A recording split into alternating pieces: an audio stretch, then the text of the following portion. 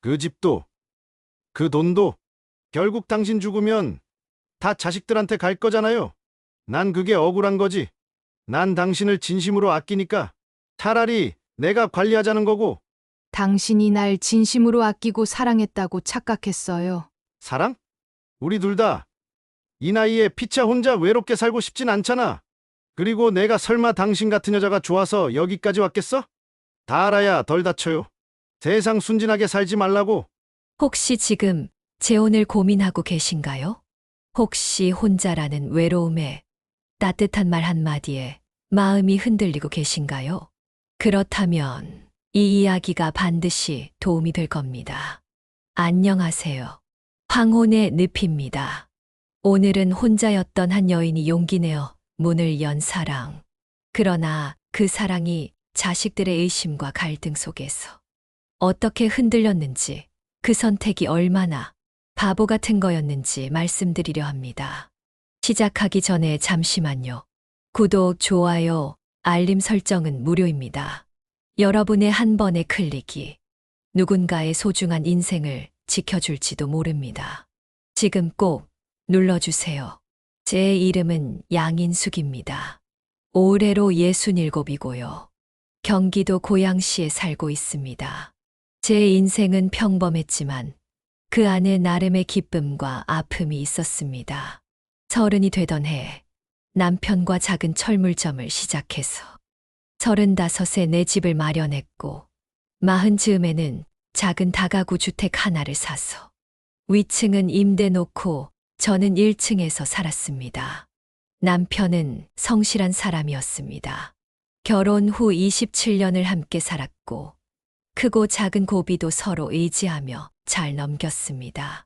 하지만 어느 날 아침 출근 준비를 하던 남편이 갑자기 쓰러졌고 병원에 도착하기도 전에 세상을 떠나버렸습니다. 너무 갑작스러웠어요. 인사 한마디, 손 한 번 제대로 잡아보지도 못한 채 그렇게 떠나보내야 했습니다. 장례를 치르면서도 현실 같지가 않았습니다. 병원 복도에서 장례식장에서 집에 돌아와 텅 빈 방을 마주하며 저는 수없이 무너졌습니다. 그때 제 나이가 54이었어요. 앞으로의 인생이 얼마나 남았는지보다 혼자라는 현실이 더 무겁게 느껴졌던 순간이었습니다. 그 후로 혼자였습니다. 혼자 밥을 먹고, 혼자 가게를 정리하고, 혼자 잠들고, 혼자 깼습니다. 그러다 때로는 남편이 옆에 있는 것처럼 행동도 하였습니다. 자식들이 걱정이 많았죠. 그래도 시간이 지나니 조금씩 사라지게 됐습니다. 누구 하나 곁에 없더라도 숨은 쉬어야 했고, 밥은 먹어야 했으니까요. 가게 문을 열고 하루하루 살아가야 했으니까요. 무엇보다도 자식들이 있었습니다. 멀리 있는 아들 민재, 그리고 가까이 있지만 늘 바쁜 딸 민지. 그래도 두 아이가 각자의 삶을 살아가는 모습이 저를 지탱해 줬습니다. 그렇게 견뎠습니다. 아니, 이 악물고 버텼습니다. 제 아들 민재는 똑똑한 아이였습니다. 서울대를 나왔고 지금은 영국에서 일하고 있습니다. 결혼도 했고 손자도 하나 있어요. 며느리는 민재와 함께 영국에서 살고 있고 자주 보지는 못하지만 그래도 며칠에 한 번씩 안부 전화를 해줍니다. 딸 민지는 서울에 살고 있습니다. 결혼해서 맞벌이로 아이 키우며 살고 있어요. 힘들 법도 한데 엄마도 고생한다고 아이 한 번 봐달라고 하지 않는 딸입니다. 일하랴 아이 키우랴 사실 같은 하늘 아래 살아도 얼굴 보기는 힘들더라고요. 아무리 자주 전화도 하고 메시지를 주고받아도 언제부턴가 명절에도 얼굴 보기 힘들고 특히 영국 사는 손자 돌잔치도 사진으로만 봤어요. 딸아이는 바쁘다는 이유로 잠깐 들렀다 가기 일쑤였고 아들은 출장 중이라며 영상통화조차 힘들다고 했죠. 그렇게 자식들과의 거리는 점점 멀어졌습니다. 얼굴을 자주 볼 수 없으니 자연스럽게 마음이 점점 멀어지는 것 같았습니다. 내심 서운했지만 자식들도 각자 자기 자리에서 살아가고 있기에 이해하려고 노력했습니다. 그러던 어느 날이었습니다. 늘 하던 대로 가게 문을 열고 낡은 의자에 앉아 계산기를 두드리는데 문득 제 손이 멈췄습니다. 계산기 위에 놓인 남편의 오래된 낡은 수첩이 눈에 들어왔고 그 안에는 그가 직접 적어 놓은 메모들이 고스란히 남아 있었습니다. 3번 나사 500개 재입고 단골 김 사장님 20일 외상. 남편의 글씨였고 그의 숨결이었습니다. 가게 문을 닫는다는 건 단순히 장사를 그만두는 게 아니라 남편과 함께 쌓아온 세월의 마지막 문을 닫는 일이었습니다. 그래서 하루에도 몇 번씩 마음이 오락가락했습니다. 조금만 더, 이번 달까지만 더 해보자. 그렇게 미루고 미뤘지만 제 몸이 먼저 한계를 알렸습니다. 손목은 뻐근했고 허리는 늘 쑤셨습니다. 가끔은 계단 하나를 오르기도 버거울 때가 있었고 낮엔 손님 상대하랴 물건 정리하랴 쉴 틈이 없고 밤이면 불 꺼진 가게 안에서 조용히 눈물을 삼켜야 했습니다. 결국 그날 밤 저는 결심했습니다. 이제 정말 보내줘야겠다고. 남편도 가게도 그리고 내 지난 시간을. 며칠 후 철물점 앞에 임대문이 종이를 붙이는데 손이 자꾸 떨려서 테이프가 제대로 붙지도 않았습니다. 이렇게 끝나는구나. 스스로 다짐해 놓고도 마음 한켠은 무너져 내렸습니다. 며칠 사이 동네 분들이 하나둘 가게를 찾아와 인사를 건넸습니다. 아이고, 수고 많으셨어요. 이 동네 오래 지키셨는데 어르신 덕분에 못 구하는 부품 없이 잘 썼어요. 고맙습니다. 그 말들이 고맙고 따뜻하면서도 가슴이 시리도록 아팠습니다. 그제야 실감이 났습니다. 이 가게가 단순한 가게가 아니라 제 인생의 한가운데였다는 거요. 그리고 저는 철물점 간판을 떼어내며 속으로 중얼거렸습니다. 여보, 이젠 당신 없는 자리에서 나 혼자 살아보려 해요. 하지만 가끔은 제발 꿈에라도 와줘요. 나 잘하고 있는지. 그렇게 간판을 떼고 며칠 뒤였습니다. 텅 빈 가게를 바라보며 이제 이 공간도 추억 속으로 보내야겠다고 마음을 다잡고 있을 무렵 한 중년 남성이 가게를 둘러보고 싶다고 찾아왔습니다. 혹시 여기 인수 예정이신가요? 그는 근처에서 인테리어 공사를 자주 맡던 사장님이었고 몇 해 전부터 이 자리를 눈여겨보고 있었다고 했습니다. 처음엔 그저 가게 구경만 하겠거니 했는데 이틀 뒤 그분이 다시 찾아오셨습니다. 이 자리가 참 좋아요. 바로 계약하고 싶습니다. 조금 더 드릴 테니 지금이라도 계약서 쓰시죠. 순간 귀를 의심했습니다. 정말 조금 더 드린다니요. 동네 상권도 예전 같지 않고 가게도 오래돼서 기대도 안 했는데 그분은 이 자리에 확신이 있다고 했습니다. 기운이 참 좋아요. 누군가가 오랫동안 성실하게 지킨 가게는 이상하게 복이 붙거든요. 결국 생각보다 훨씬 높은 금액으로 인수 계약이 성사됐고 그렇게 제 마지막 가게는 누군가에게 또 다른 시작이 되었습니다. 계약서를 쓰고 집으로 돌아오는 길, 눈물이 왈칵 쏟아졌습니다. 남편과 함께 일군 공간이 이렇게 좋은 조건으로 다른 사람 손에 넘어갔다는 사실이 슬프면서도 그 안에 감사함도 있었습니다. 여보, 당신이 하늘에서 도와준 거죠?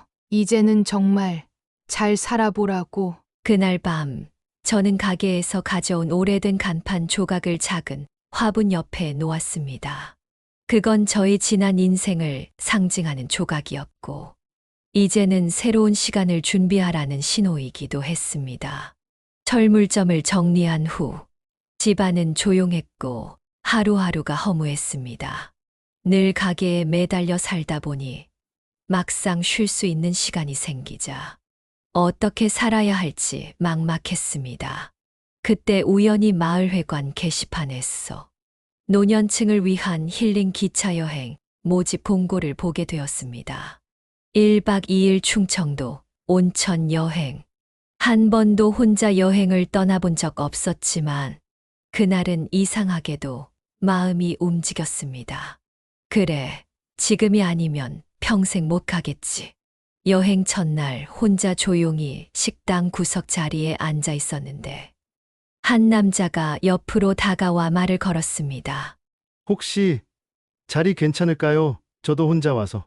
처음 본 사람이 말을 거는 게 낯설어. 저는 처음엔 무심하게 대답했습니다. 네, 앉으세요. 그가 먼저 이름을 밝혔습니다. 정태수라고. 57살, 혼자 산다고.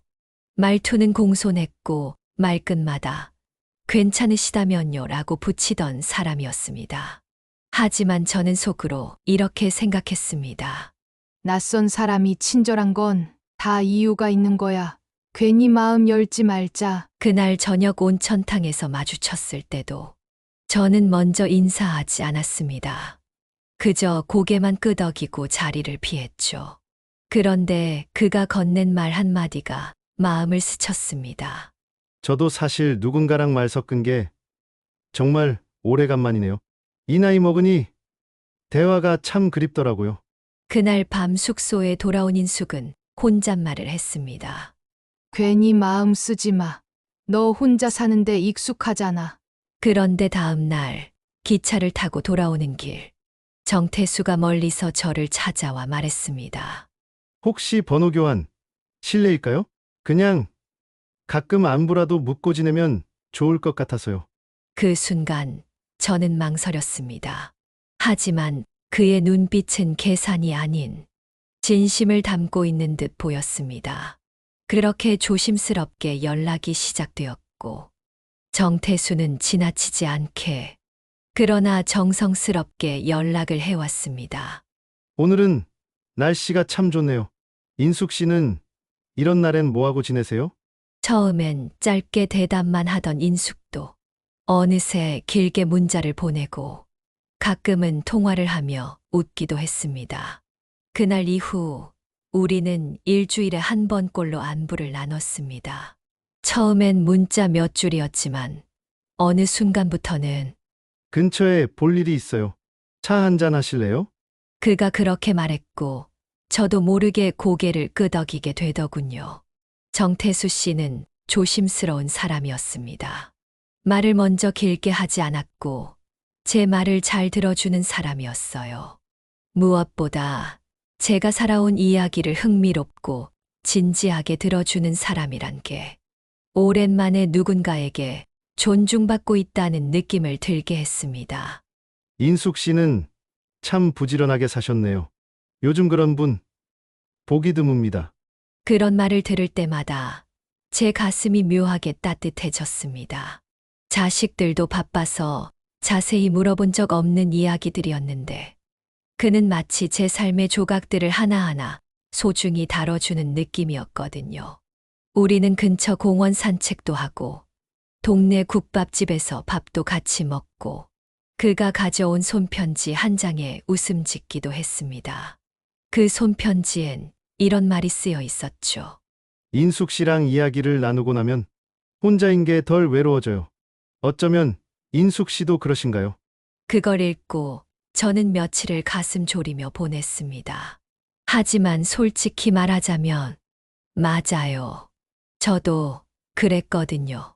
그 사람과의 시간이 길어질수록 하루가 짧게 느껴졌고 집에 돌아와도 마음 한편이 허전해졌습니다. 그는 늘 신중했어요. 먼저 연락을 너무 자주 하지 않았고 무엇보다 혹시 불편하시면 언제든 말해주세요. 그런 말을 잊지 않았습니다. 그러다 어느 날 그가 조심스럽게 물었습니다. 인숙 씨, 혹시 다음 주엔 저희 어머니 산소에 같이 가주실 수 있을까요? 꼭 인숙 씨에게 인사시켜드리고 싶어요. 요즘 제가 인숙 씨 덕분에 많이 웃는다고요. 저희 어머니도 좋아하실 것 같아요. 그 순간 저는 이 사람은 나를 의미 있는 사람으로 생각하고 있구나. 그걸 느꼈습니다. 처음에 품었던 경계심은 조금씩 녹아내리고 있었습니다. 그의 배려, 그의 말투, 그의 조심스러운 손길이 제 마음을 부드럽게 감싸 안고 있었거든요. 그리고 그 따뜻한 시간이 쌓이며 우리는 자연스럽게 함께라는 단어를 이야기하게 되었습니다.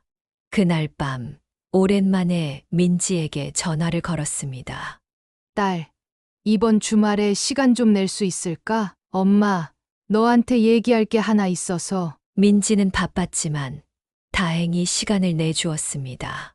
근처 조용한 찻집에서 마주 앉았는데 제 입이 참 무겁더군요. 뭐라 말을 꺼내야 할지 가슴이 두근거렸습니다. 한참을 머뭇거리다가 결국 말을 꺼냈습니다. 민지야, 엄마, 누굴 만나고 있어. 조금 특별한 사람이야. 같이 밥도 먹고 산책도 하고. 요즘엔 그 사람이 없으면 허전하더라. 민지의 표정이 굳었습니다. 엄마, 혹시 그 사람이랑 다시 재혼 같은 거 생각하는 건 아니죠? 그 순간 저는 단호하게 말할 수 없었습니다. 오히려 조심스럽게 고개를 끄덕였죠. 아직 혼인신고 같은 건 생각 안 했지만 이 사람이랑 있으면 마음이 좀 편안해. 외롭지 않고 웃게 돼. 민지는 긴 한숨을 쉬더니 이렇게 말했습니다. 엄마 가진 재산 때문이 아닌지 한 번이라도 의심해 봤어요? 요즘 그런 사람들 많아요. 처음엔 따뜻하게 다가오다가 나중엔 저는 민지의 말이 억울했지만 그 말이 딸의 걱정이라는 걸 알기에 화를 낼 수 없었습니다. 엄마, 아빠 돌아가신 이후로 혼자 얼마나 힘드셨는지 알아요. 근데 그 사람이 정말 진심인지 확인도 안 하고 엄마 가진 거 노리는 사람일 수도 있잖아요. 그 순간 속이 울컥했지만 저는 태수를 믿고 싶었습니다. 너무 그렇게 단정 짓지 마. 태수 씨, 그런 사람 아니야. 날 정말 존중해줘. 그 말이 끝나자 민지는 조용히 일어났습니다. 엄마가 정말 그 사람이 좋다면 엄마 마음이니까 뭐라 할 순 없지만 그래도 한 번만 더 생각해봐요. 딸의 뒷모습을 바라보며 저는 마음이 복잡해졌습니다. 나는 지금 자식들의 걱정을 외면하는 걸까? 아니면 오랜만에 찾아온 행복을 지키고 싶은 걸까? 그 물음은 쉽게 사라지지 않았습니다. 하지만 저는 아직도 믿고 있었습니다. 정태수 씨는 다르다고, 그 사람은 진심이라고. 며칠 후 태수 씨와의 평범한 하루가 시작됐습니다. 그날은 참 따뜻한 날이었죠. 햇살도 좋고 공원 벤치에 앉아 손을 맞잡고 있었을 때 그 사람이 문득 제 손을 꼭 잡으며 말했습니다. 인숙 씨, 혹시 보험은 들어놓으셨어요? 갑작스런 질문에 저는 당황했습니다. 네, 보험이요. 요즘 건강 걱정 많이 하시잖아요. 혹시 모르니까 진단금 나오는 걸로 하나 들어두세요. 제가 도와드릴게요. 아는 사람이 있으니 믿고 맡기세요. 그 말이 이상하게 느껴졌지만 그때는 걱정해서 하는 말이겠지 싶었습니다. 그는 늘 그렇게 다정했거든요. 제가 어딘가 아프다고 하면 약 봉지를 들고 와선 약 복용 시간도 챙겨주고 제가 피곤해하면 어깨도 주물러줬고요. 하지만 그날 이후 그는 보험 서류를 챙기고 가입서를 대신 써주겠다며 신분증과 도장을 달라고 했습니다. 이건 진단명만 있으면 보험금이 나와요. 노후 대비로 딱이에요. 제가 알아본 건데 정말 좋은 상품이에요. 저는 그 사람을 믿었기에 별 의심 없이 도장을 건넸습니다.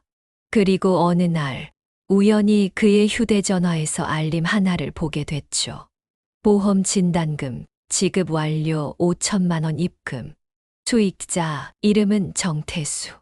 가입자 이름은 양인숙. 제 이름이었습니다. 순간 머리가 하얘졌습니다. 이게 뭐지? 나 진단받은 적 없는데. 곧장 보험사에 확인 전화를 걸었더니 놀랍게도 이미 보험금이 지급된 상태였습니다. 그는 제 인감과 사인을 위조해 진단서와 함께 청구서를 제출했고 수천만 원의 고액 보험금을 받아 챙긴 겁니다. 어떻게 그게 가능했냐고요. 그는 제가 병원에서 피곤하다고 하소연한 날, 따로 병원에 찾아가 아는 사람을 통해 허위 진단서를 만들었던 겁니다. 당연히 저는 몰랐죠. 그저 몸조심하라는 말에 감사하며 살아가고 있었을 뿐이었는데, 그 돈은 이미 다른 명의의 통장으로 흘러들어갔고, 그 계좌는 부동산 명의 이전 비용, 인지세, 법무비용으로 조금씩 빠져나가고 있었어요. 심지어 나중에 발견된 그의 수첩엔 이름 변경 완료 시점 6월, 부동산 계약자 변경 완료 확인 같은 메모들이 적혀 있었습니다. 그제서야 깨달았어요. 이 사람 처음부터 제 건강이 나빠지기만을 기다린 거였다고요. 그게 다 계획이었던 것을요. 그때 처음으로 심장이 철렁 내려앉는 느낌을 받았습니다. 하지만 동시에 설마라는 생각이 들었습니다. 나를 위해 한 일일 거야. 나 몰래 노후 자금 마련하려 했던 걸지도 몰라. 그렇게 스스로를 설득하며 하루를 보냈습니다. 하지만 다음 날 그 사람의 행동이 또 한 번 수상해졌습니다. 그는 집안의 서랍을 열고 무언가를 뒤적이더군요. 계좌번호가 적힌 쪽지가 어디 있었지? 그 말은 무심한 듯 툭 튀어나왔고 제 얼굴을 본 그는 얼른 웃으며 덧붙였습니다. 아, 아니에요. 당신 월세 수입 들어오는 계좌 확인 좀 하려다가. 이제 우리 함께인데 만약을 대비해 제가 알고 있어야 될 것 같아서요. 그 순간 제 뒷덜미가 서늘해졌습니다. 내 통장을 왜 당신이 확인하려고 하지? 하지만 그 물음은 꾹 삼켰습니다. 내가 괜한 의심을 하는 걸까? 그는 나를 도우려는 거 아닐까? 하지만 그날 저녁 우연히 결정적인 장면을 보게 됐습니다. 그는 제 이름으로 된 등기 서류와 위임장 사본을 들고 누군가와 통화를 하며 말하고 있었습니다. 이번엔 확실히 넘어옵니다. 명의만 바꾸면 끝이에요. 노인네라서 말도 잘 듣고요. 문틈 사이로 들린 그 말에 제 다리가 풀려 주저앉고 말았습니다. 그토록 따뜻하고 다정했던 사람, 내게 웃으며 손 내밀던 그 사람의 입에서 노인네라는 말이 흘러나오다니요. 그 순간 딸 민지의 말이, 그날의 의심들이 모두 뇌리를 치고 지나갔습니다. 엄마가 가진 거 노리는 사람일 수도 있잖아요. 그래도 저는 마지막으로 한 번 더 믿고 싶었습니다. 이건 오해일 거라고, 그는 설명해 줄 거라고, 제가 너무 예민하게 굴었을 거라고. 그 다음 날 저는 아무렇지 않은 척 그에게 물었습니다. 태수 씨, 어제 통화하시던데 무슨 일 있으셨어요? 그는 당황하지도 않았습니다. 오히려 아주 자연스럽게 웃으며 말했습니다. 아, 명의 관련해서 서류 정리 좀 하려고요. 우리 이제 하나잖아요. 미리 준비해두면 좋을 것 같아요. 근데 왜 저한테 말도 없이 몰래? 그 순간 그의 표정에서 그동안 보이지 않던 차가운 무언가가 스쳤습니다. 인숙 씨, 왜 자꾸 의심하세요? 당신한테 해준 게 얼만데 이 정도 권한도 믿지 못해요? 그 말이 너무나도 뻔뻔하게 들렸습니다. 그때 저는 느꼈습니다. 이 사람 나를 진심으로 사랑한 게 아니었구나. 그날 밤 저는 잠을 이루지 못했습니다. 민지에게 전화를 걸어야 할까? 아들 재민에게도 알려야 하나? 그럴 자신이 없었습니다. 부끄러웠고 또 속았다는 게 너무 서러웠습니다. 며칠 후였습니다. 그날도 여느 때처럼 아침에 눈을 뜨고 약을 챙겨 먹으려던 찰나. 식탁 위에 놓인 노란 약봉투가 낯설게 느껴졌습니다. 이 약, 내가 병원에서 처방받은 적이 있었나? 이상한 기분이 들어 약 봉투를 다시 살펴보던 중 약국 명세서 하단에 작게 적힌 병원 이름이 눈에 들어왔습니다. 제가 다닌 적 없는 병원이었습니다. 불안한 마음에 해당 병원에 전화를 걸어 기록을 확인해 봤습니다. 그리고 믿을 수 없는 이야기를 들었습니다. 환자분은 지난달 저희 병원에서 고혈압 진단을 받으셨고요. 같은 날 당뇨 초기 진단과 노인 우울증 초기 진단도 함께 기록되어 있습니다. 숨이 턱 막혔습니다. 그런 진단을 받은 적이 없습니다. 하지만 병원 기록에는 분명히 제 이름이 적혀 있었고 진단서도 발급되어 있었습니다. 그제야 퍼즐처럼 흩어졌던 조각들이 하나둘 맞춰지기 시작했습니다.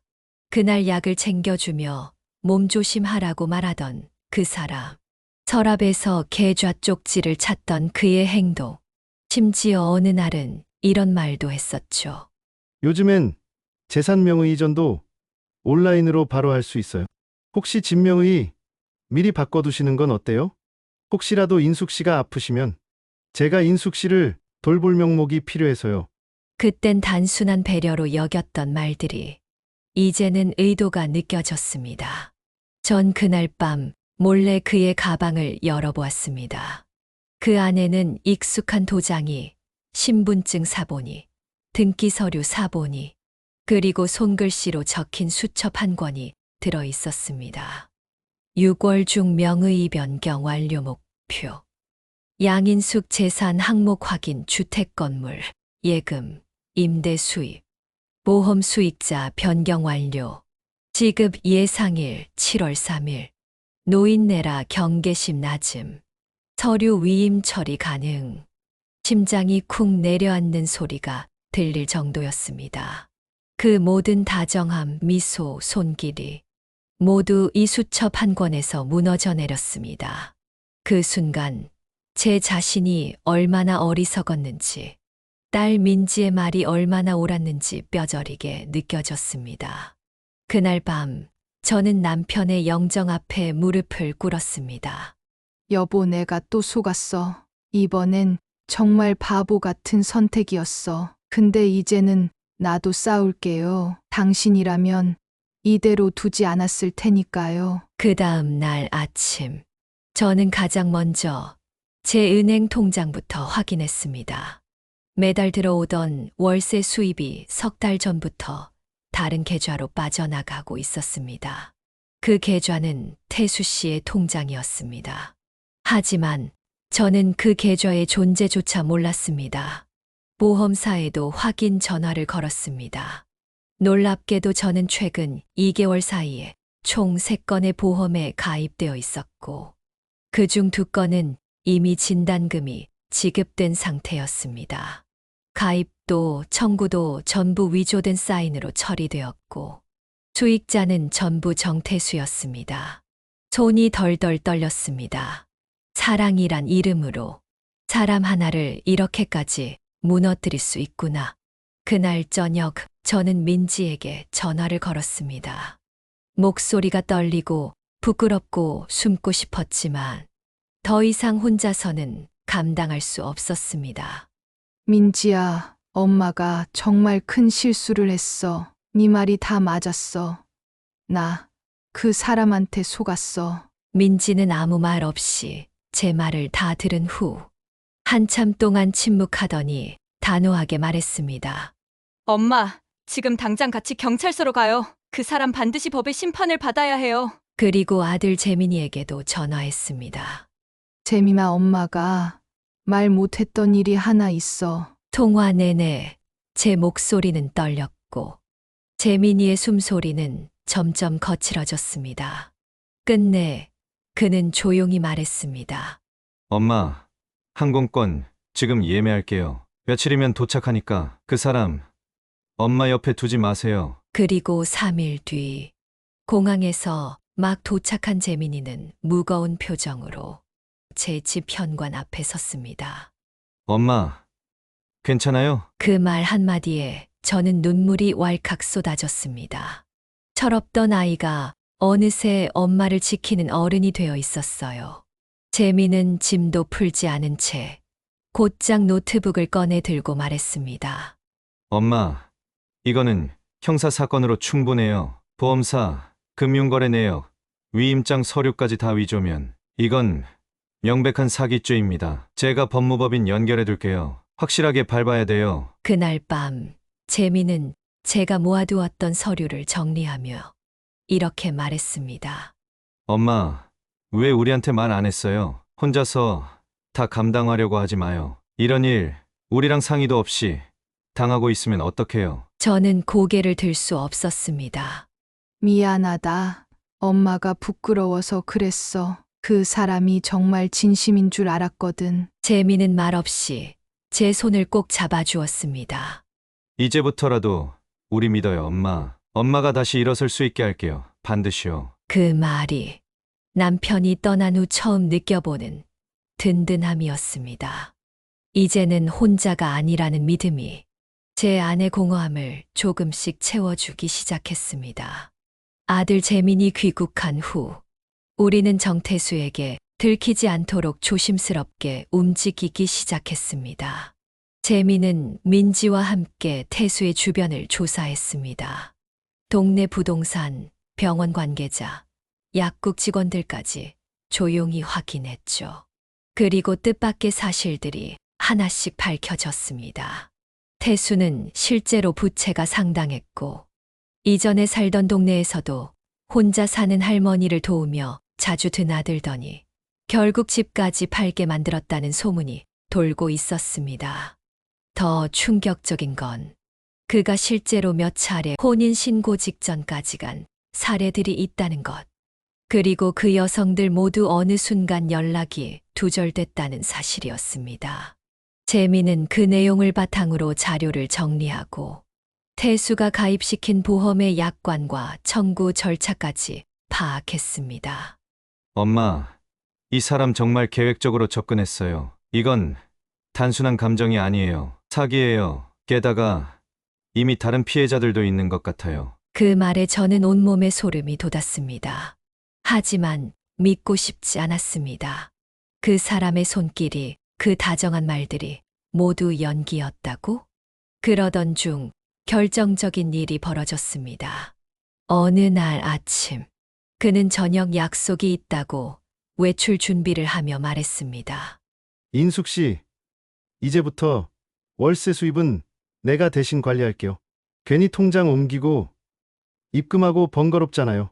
그냥 이참에 명의도 같이 바꿔두자고요. 어차피 우리 이미 같이 사는 부부인데 뭐가 문제예요? 그 말에 저는 조심스럽게 말했습니다. 아직은 그런 건 좀 이른 거 아니에요? 그러자 그가 표정을 바꾸며 말했습니다. 거참, 우리 이제 부부인데 왜 이렇게 의심이 많아요? 믿고 맡기면 편하게 살게 해주겠다는데 꼭 이렇게 고집을 부려요 대체? 이렇게 하면 속이 시원한가? 그 순간 그의 말투에서, 그의 눈빛에서 전에는 느껴보지 못했던 경멸이 스쳤습니다. 그는 더 이상 다정한 남자가 아니었습니다. 그 말 끝엔 이제는 마음대로 하겠다는 뻔뻔함이 가득 담겨 있었습니다. 그 집도, 그 돈도 결국 당신이 죽으면 다 자식들한테 갈 거잖아요. 난 그게 억울한 거지. 난 당신을 진심으로 아끼니까 차라리 내가 관리하자는 거고. 그 말에 제 안에 뭔가가 완전히 무너졌습니다. 이제는 숨기지도 않으려는 거구나. 저는 아무 말 없이 고개를 끄덕이며 글을 보내고 곧바로 경찰서에 준비한 자료를 제출했습니다. 보험 사기, 문서 위조, 명의 도용, 재산 편취 시도. 이미 충분한 증거가 모였습니다. 며칠 후 정태수는 등기소 근처의 공인중개사 사무소에 나타났습니다. 그는 아무렇지 않게 웃으며 말했습니다. 양인숙 명의의 이 주택 건물이요. 위임장도 있고 인감도 있습니다. 서류 확인만 되면 바로 매매 절차 들어가시죠. 그는 대수롭지 않게 가방을 열어 위조된 위임장과 인감도장을 꺼내 들었습니다. 그리고 방심한 틈을 타 그 순간 경찰이 사무소 안으로 들이닥쳤습니다. 정태수 씨 맞으시죠? 사기, 문서 위조, 명의 도용 혐의로 체포합니다. 그는 당황했지만 곧 짜증스러운 말투로 외쳤습니다. 이게 무슨 짓이야? 아, 그 노인네가 또 무슨 헛소리를 한 거야? 순간 실랑이를 벌이던 중 사무소 안쪽에서 한 여인이 조용히 걸어 나왔습니다. 바로 저였습니다. 그를 마주본 순간 태수는 씩 웃으며 말했습니다. 그래서 양인숙 당신도 결국 연극한 거네? 당신도 이젠 속이 좀 시원하겠어? 이 꼴을 보니 어때? 내가 당신한테 몇 개월을 공들이면서 얼마나 아끼고 잘해줬는데 이게 도대체 무슨 짓이야? 저는 흔들림 없는 눈빛으로 그를 바라보며 말했습니다. 속이 후련하진 않아요. 그저 제가 더 일찍 알아봤어야 했는데 그게 후회될 뿐이에요. 당신이 날 진심으로 아끼고 사랑했다고 착각했던 거려. 사랑? 우리 둘 다 이 나이에 피차 혼자 외롭게 살고 싶진 않잖아. 그리고 내가 설마 당신 같은 여자가 좋아서 여기까지 왔겠어? 다 알아야 널 다쳐요. 세상 순진하게 살지 말라고. 태수는 욕설을 퍼부으며 끌려나갔습니다. 밖에는 이미 기자들이 모여 있었고 노인 상대로 사기극 벌인 중년 남성 구속 플래시가 터지는 가운데 저는 고개를 들고 천천히 뒤돌아섰습니다. 며칠 후 집 앞 화단 옆에는 철물점 간판 조각이 여전히 놓여 있었습니다. 그 옆에 새로 심은 작은 라벤더 화분이 함께 놓였습니다. 그 향기처럼 저의 일상도 조금씩 평온을 되찾아가고 있었습니다. 재미는 다시 영국으로 돌아가기 전 말했습니다. 엄마, 이젠 혼자 다 짊어지려 하지 말아요. 이제부터는 우리가 옆에 있을게요. 민지는 더 자주 얼굴을 비추기 시작했고 손자도 주말마다 인숙의 집에서 뛰놀기 시작했습니다. 그날 오후 저는 작은 문화센터 강의실에 앉아 있었습니다. 노년을 위한 디지털 금융교육 첫 수업. 저는 천천히 손을 들고 말했습니다. 저는 양인숙입니다. 작년까지 철물점을 하다가 이제는 제 삶을 제가 지키기로 했습니다. 주변에 앉은 몇몇 노인들이 고개를 끄덕였고 어느새 저의 눈가엔 작은 웃음이 번졌습니다. 저는 사랑을 믿었습니다. 하지만 그 믿음이 깨진 순간 세상이 무너지는 듯했죠. 더 아픈 건 제가 제 자신을 믿지 못했다는 사실이었습니다. 이제는 알았습니다. 사랑도 관계도 결국은 나 자신을 지킬 수 있을 때 비로소 온전해질 수 있다는 거요. 혹시 지금 외로움에 마음이 흔들리고 계신가요? 누군가의 따뜻한 말에 무심코 모든 걸 맡기고 계신가요? 그렇다면 부디 저희 이야기를 기억해 주세요. 외로움은 견딜 수 있지만 믿음을 잃고 나면 인생 전체가 무너질 수도 있으니까요. 그리고 무엇보다 절대 잊지 마세요. 당신은 지켜야 할 충분한 가치가 있는 사람이라는 것을요. 이제는 여러분도 여러분의 이름으로 살아가세요. 지금까지 황혼의 늪이었습니다. 오늘 이야기가 마음에 닿았다면 좋아요와 구독, 알림 설정도 꼭 부탁드립니다. 오늘도 여기까지 살아오시느라 정말 고생 많으셨습니다.